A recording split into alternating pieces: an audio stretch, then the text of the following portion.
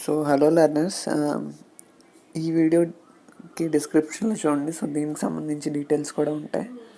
And ఇంకా చాలామంది ఇప్పుడు ఏంటంటే కొత్తగా రేడియో లెసన్స్ వినటానికి ఇష్టపడుతున్నారు. సో దట్ వాళ్ళ పని వాళ్ళు చేసుకుంటూ ఈ రేడియో లెసన్స్ కూడా వినొచ్చు కదా. సో దానికి సంబంధించి స్పాటిఫై యాప్లో ఇప్పుడు ప్రజెంట్ అయితే స్పాటిఫై యాప్లో వస్తుంది.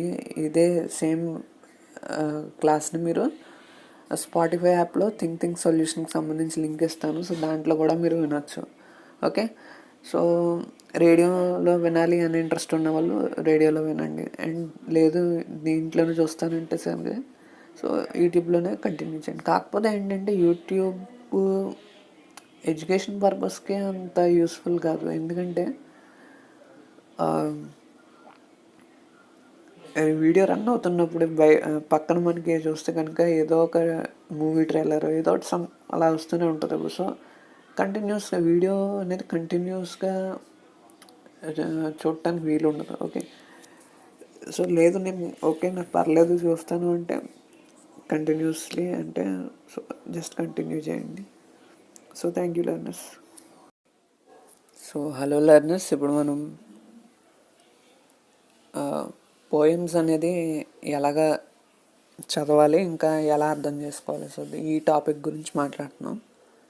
సో బేసిక్గా ఏంటంటే 10th క్లాస్ చూసుకున్నా సరే 9th క్లాస్ చూసుకున్నా మనకి లాంగ్వేజెస్లో మనకి పోయమ్స్ అనేది చాలా ఇంపార్టెంట్. అండ్ మనం తెలుగు తీసుకున్నా, ఇంగ్లీష్ తీసుకున్నా, హిందీ తీసుకున్నా పోయమ్స్ అనేవి వస్తూ ఉంటాయి మనకి. అయితే అంటే జనరల్గా చాలామంది ఏం చేస్తారంటే పోయం మామూలు ఒకసారి చదివేసి తర్వాత దాని యొక్క మీనింగ్ వేరేగా చదువుతూ ఉంటారు. ఓకే, కొంతవరకు అది కూడా మంచిదే. బట్ ఏంటంటే పోయం చదివేటప్పుడే కొంచెం మనం కాన్సన్ట్రేట్ చేస్తే ఆ పోయంలోనే మనకి చదివేటప్పుడే మీనింగ్ అర్థమైపోద్ది. ఓకే, అంటే ఇప్పుడు మనకి 10th క్లాస్ పేపర్ కనుక మనం ప్రీవియస్ పేపర్స్ తీసుకుంటే సో అందులో మనం చూస్తే కనుక కొన్ని పారాస్ పోయమ్స్కి సంబంధించి 5 మార్క్స్ది ఒక పోయం ఇచ్చేసి సో దాంట్లోంచి క్వశ్చన్ ఆన్సర్స్ అడగడం జరిగింది. ఓకే, సో అందులో ఏంటంటే మనకి ఒక్కోసారి చిన్న పోయం ఇస్తారు. కాకపోతే ఏంటంటే అది మన టెక్స్ట్ బుక్లోంచే రావాలని ఏం లేదు. ఓకే, అంటే అదేంటి అంటే మనకి రీడింగ్ స్కిల్స్ ఎలా ఉన్నాయని టెస్ట్ చేస్తారు. లైక్ మనకి పారాగ్రాఫ్ ఇచ్చి దాంట్లోంచి క్వశ్చన్స్ అడగటం కానీ. ఓకే, సో అక్కడ ఏంటంటే ఆ పారాగ్రాఫ్లో ఆన్సర్ ఉంటుంది. సో అందులోంచి క్వశ్చన్స్ అడిగితే అది చూసుకుని రాయాల్సి ఉంటుంది. సో పోయంలో కూడా అంతే, ఆ పోయంలోనే ఆన్సర్ ఉంటుంది, బట్ అర్థం చేసుకుని రాయాలి. సో డిఫరెన్స్ ఏంటంటే సో ఒక పారాగ్రాఫ్ ఇచ్చి స్టోరీ ఇచ్చారంటే అది చదువుతామో స్ట్రైట్గా అర్థమైపోద్ది, పెద్ద ఇబ్బంది లేదు. బట్ పోయం వచ్చేసరికి ఒక్కోసారి సరిగ్గా కొంతమందికి అర్థం కాదు పోయం. ఎందుకంటే పోయం ఎప్పుడు కూడా కావ్యం అనేది ఎప్పుడు కూడా ఏంటంటే స్ట్రైట్గా ఉండదు. సో కొంచెం ఆలోచించాలి. సో సో ఏంటంటే ఇప్పుడు మనం ఆ టాపిక్ గురించే మాట్లాడతాం. సో ఫస్ట్ పాయింట్ ఏంటంటే సందర్భం, సిచ్యువేషన్. అంటే ఒక పోయట్ రాస్తున్నాడంటే సో దాంట్లో ఒక సందర్భం అనేది మెయిన్గా ఉంటుంది. సో ఆ సందర్భం ఏంటనేది ముందుగా చూసుకోవాలి. దీనికి ఇంకా మంచి పద్ధతి ఏంటంటే పోయంని పూర్తిగా ఒకసారి చదివేసి మళ్ళీ ఫస్ట్ లైన్ నుంచి రెండోసారి స్లోగా చదువుతూ వెళ్ళండి. సో దీనివల్ల ఏంటంటే ఫస్ట్ ఒకసారి చదవటం వల్ల పూర్తిగా ఆ పోయం ఏ సందర్భంలో చెప్తున్నారు అనేది అర్థమవుతుంది. కాబట్టి ఏదైనా ఒక వర్డ్, ఒక పదం అనేది అర్థం కాకపోయినా ఆ సిచ్యువేషన్కి రిలేట్ చేసుకుంటే కనుక మీనింగ్ అనేది ఆటోమేటిక్గా మనకి రావడం జరుగుతుంది. And at the same time పోయంలో చాలాసార్లు ఏమవుతుందంటే ఒకే వర్డ్కి వేరు సిచ్యువేషన్లో వేరు మీనింగ్స్ వస్తూ ఉంటాయి. ఈ టైప్ ఆఫ్ కన్ఫ్యూజన్ లేకుండా ఉండటానికి కూడా పోయం ఏ సిచ్యువేషన్లో చెప్పారు అనేది చూసుకుంటే ఎగ్జాక్ట్ మీనింగ్ అనేది వచ్చేస్తుంది. ఓకే, एग्जाम्पल చెప్తాను ఒకటి. एक मनुष्य संचित करता है अर्थ पाप के बल से और भोगता उसे दूसरा भाग्यवाद के छल से. ఈ లైన్స్ ఎందులో నుంచి వచ్చినాయి చెప్పండి. ఓకే, మీకు తెలుసు. ఐ థింక్ 10th క్లాస్లో కన్కన్కా అధికారి రామ్ధారి సింగ్ దినకర్ రాసిన పోయం ఇది. ఓకే, సో ఇందులో చూస్తే కనుక ఏక్ మనుజు సంచిత్ కర్తా హే అర్థ పాపకే బల్సే అంటే ఇక్కడ అర్థ అంటే ఇక్కడ 2 మీనింగ్స్ వస్తున్నాయి. అర్థ అంటే మనం మీనింగ్స్ చూస్తున్నాం కదా, దాన్ని అర్థ అని అంటారు. ఓకే, అంటే మీనింగ్ అని అర్థం.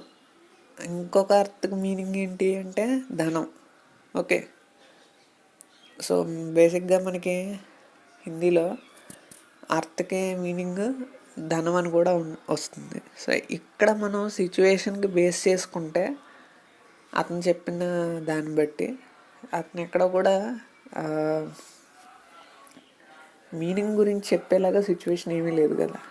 ఓకే, సో సిచ్యువేషన్ బట్టి చూసుకుంటే ధనం అనే మీనింగే వస్తుంది. అంటే ఫర్ ఎగ్జాంపుల్ అర్థ అనే పదానికి అర్థం తెలియకపోయినా కొంచెం గెస్ వర్క్ చేస్తే కనుక అర్థ అనేదానికి ధనం అనేది రావచ్చు. అర్థ ఏక్ మనుష్య సంచిత్ కర్తా హే అర్థ పాప కేబల్సే అంటే సంచిత్ అంటే ఏంటి, కలెక్ట్ చేయడం.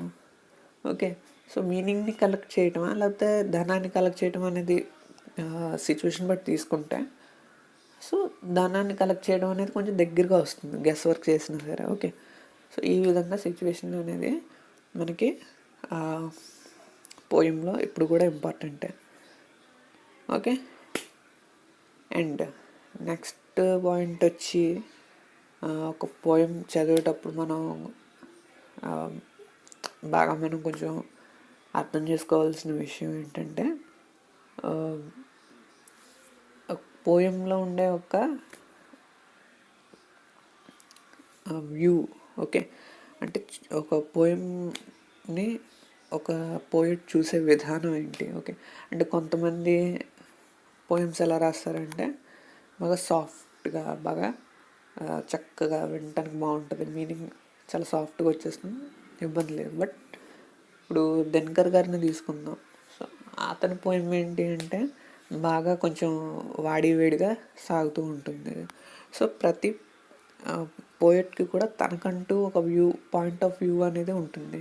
ఓకే, సో ఇక్కడ ఏంటంటే సో ప్రతి పోయంకి కూడా తనకంటూ ఒక లక్షణం ఉంటుంది. ఓకే, ఇంకా కరెక్ట్గా చెప్పాలంటే ప్రతి పోయిట్కి ఒక లక్షణం ఉంటుంది. అంటే ఇంకా సింపుల్గా చెప్పాలంటే స్వభావం, తెలుగులో స్వభావం అంటాం. అంటే ఒక మనిషిని తీసుకుంటే తనకంటూ ఒక స్వభావం ఉంటుంది కదా, అలాగే ఒక పోయిట్ కూడా తను రాసే పోయమ్స్ అన్నిటిలో కామన్ పాయింట్ బేసిక్గా ఏదో ఒకటి ఉంటుంది. ఓకే, సో అది మనం చూసుకోవాలి. ఏంటి అంటే ఆ పోయం లేదా ఆ పోయిట్ యొక్క పాయింట్ ఆఫ్ వ్యూ అనేది ఓవరాల్గా ఎలాగుంది అని.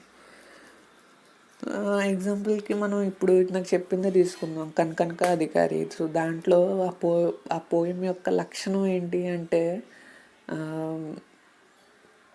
మనం అంటే ఓవరాల్గా తీసుకుంటే కనుక ఆ పోయం మొత్తం కూడా ఏంటి అంటే కష్టపడేవాడికి ఆ కష్టానికి తగ్గ ఫలితం ఇవ్వటం అనే పాయింట్ మీద మొత్తం పోయం అంతా కూడా బేస్ అయి ఉంది. ఓకే, సో ఏది మంచి ఏది చెడు, ఇది ఈ పాయింట్ ఆఫ్ వ్యూలోనే దినకర్ గారు పోయం మొత్తం రాశారు. ఓకే, సో అంటే ఇక్కడ ఆ పోయం యొక్క క్యారెక్టరిస్టిక్ ఏంటి అంటే ఒక్కొక్కలా చెప్పచ్చు. బట్ ఏంటంటే బేసిక్గా ఎంత చెప్పినా అని ఆ పోయిట్ రాసిన పోయంకి అంటే ఆ క్యారెక్టరిస్టిక్స్కి రిలేటెడ్గానే వస్తాయి. ఓకే, సో ఇది. సో ఫస్ట్ పాయింట్ ఏంటి గుర్తుపెట్టుకోండి. ఫస్ట్ పాయింట్ వచ్చి ఆ పోయం ఏ సందర్భంలో చెప్తున్నారో గుర్తుపెట్టుకోవాలి, సిచ్యువేషన్. సెకండ్ వచ్చి ఆ పోయట్ యొక్క పాయింట్ ఆఫ్ వ్యూ ఉంటుంది. ఏదో ఒక పాయింట్ ఆఫ్ వ్యూతో ఉంటాడు పోయట్, లేదా పోయం ఏదో ఒక పాయింట్ ఆఫ్ వ్యూలో రాయటం జరుగుతుంది. ఆ పాయింట్ ఆఫ్ వ్యూ ఏంటనేది గుర్తుపెట్టుకోవాలి. ఓకే, అండ్ థర్డ్ పాయింట్ వచ్చేసి, సో మనకేం అర్థమైంది, ఓకే, అంటే రిజల్ట్ అనమాట. అంటే పోయం చదవడం వల్ల మనకి రిజల్ట్ ఏమి అర్థమైంది అనేది, ఓకే. సో కంక్లూజన్ అని చెప్పచ్చు. సో పోయం యొక్క కంక్లూజన్ ఏంటి, ఓకే. సో ఇప్పుడు కనకనక అధికారిగా తీసుకుంటే దాని యొక్క కంక్లూజన్ ఏంటి అని నేను మిమ్మల్ని ఇప్పుడు క్వశ్చన్ అడిగాను అనుకోండి. సో అది మీరు మీకు ఏం అర్థమైంది, ఓకే. సో మొత్తం పోయం చదివిన తర్వాత మీకు ఏం అర్థమైంది అంటే కంక్లూజన్ ఇప్పుడు కూడా ఒక పోయంకి ఒక పోయంలో చాలా ఇంపార్టెంటే.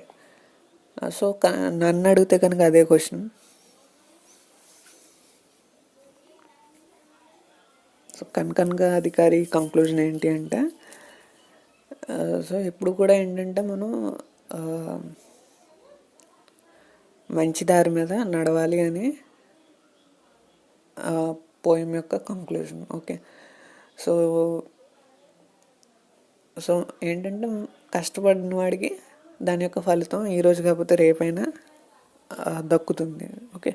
సో ఈ విధంగా చాలా కంక్లూజన్స్ చెప్పచ్చు. బట్ ఏంటంటే అన్ని రిలేటెడ్ కంక్లూజన్సే ఉంటాయి, ఓకే. సో ఈ పాయింట్ ఆఫ్ వ్యూ కూడా ఈ పాయింట్ కూడా మనకి ఇంపార్టెంట్. సో ఎందుకంటే ఒక్కోసారి ఎలా వస్తుందంటే మనకి ఒక 4 లైన్స్ పోయం ఇచ్చేసి దాంట్లో 5 క్వశ్చన్స్ అడుగుతారు. సో అందులో ఇస్ కావ్య సే ఆప్కో క్యా సీఖ్ మిలా అని అడగచ్చు. సీఖ్ అంటే ఏం నేర్చుకున్నారు.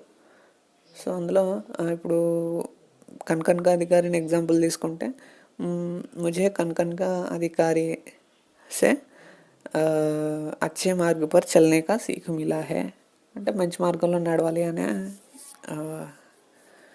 కంక్లూజన్కి నేను వచ్చాను, లేదా అది మంచి నేర్చుకున్నాను అని చెప్పడం అనమాట, ఓకే. సో ఈ విధంగా మనకి అంటే 5 మార్క్సే, బట్ ఈ టైప్ ఆఫ్ 4 లైన్స్ పోయమ్స్ ఇవ్వటం అది 5 మార్క్సే కావచ్చు, ఒక్కోసారి లెసన్లోంచి ఇవ్వచ్చు. సో ఏదేమైనప్పటికీ పోయం అనేది బేసిక్గా ఎలాగ మీకు అర్థమవుతుంది అనేది టెస్ట్ చేయడానికి ఈ టైప్ ఆఫ్ ఇవి ఉంటాయి. అది ఇంగ్లీష్లో కూడా ఉంటాయి, తెలుగులోనే ఉంటాయి, హిందీలోనే ఉంటాయి. అండ్ ఇదేంటంటే కొత్త పోయమ్స్ అని కాదు, మీరు జనరల్గా లెసన్ వైజ్ చదివే పోయమ్స్లో కూడా ఇదే థియరీ వర్తిస్తుంది, ఓకే. సో ఒక పోయం చదివేటప్పుడు ఈ 3 పాయింట్స్ గుర్తుపెట్టుకుంటే ఇంకా కొంచెం ఎక్స్పాండ్ చేయొచ్చు. మీరు ఆ పోయంని అర్థం చేసుకునే విధానాన్ని కొంచెం ఎక్స్పాండ్ చేసి అర్థం చేసుకోవచ్చు. సో పాయింట్ నెంబర్ 1 ఏంటి అంటే situation. Point number 2 point of view of poem లేదా point of view of poet. And point number 3 వచ్చేసి కంక్లూజన్. ఆ పోయం యొక్క కంక్లూజన్ ఏంటి, ఓకే. సో ఈ విధంగా చాలా పాయింట్స్ చెప్పుకోవచ్చు, బట్ మెయిన్గా చెప్పాల్సి వస్తే ఈ 3 మెయిన్, ఓకే. అండ్ ఇంకా ఇంట్రెస్ట్ ఉంటే ఎవరికైనా పోయం రిలేటెడ్ ఎలాగ అర్థం చేసుకోవాలి ఏంటి ఇంకా డీటెయిల్డ్గా తెలుసుకోవాలనుకుంటే కనుక జస్ట్ కామెంట్ ఇట్. సో ఎక్కువ మందికి ఇంట్రెస్ట్ ఉంటే ఇంకా నెక్స్ట్ వీడియో కూడా దీని మీద పెడతాను, ఓకే. సో నెక్స్ట్ వచ్చేసి నేను 10th క్లాస్ మీద చేద్దాం అనుకుంటున్నాను, ఇంకా కొన్ని మెయిన్ టాపిక్స్ మీద, సో దట్ అందరికి చాలా హెల్ప్ అవుతుందని. సో చూద్దాం. సో డిస్క్రిప్షన్ అయితే చెక్ చేయండి ఒకసారి. So thank you learners.